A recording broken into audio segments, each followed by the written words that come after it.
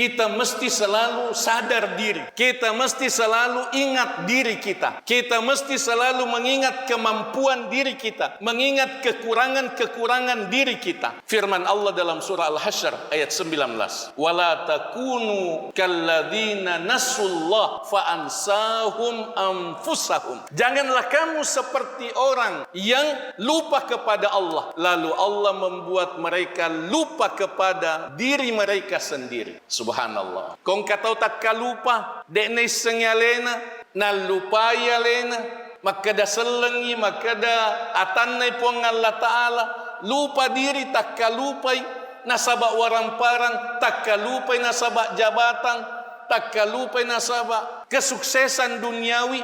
Itu sesungguhnya karena lupa kepada Allah. Lupa kepada Allah, lalu Allah membuat mereka lupa kepada diri mereka sendiri.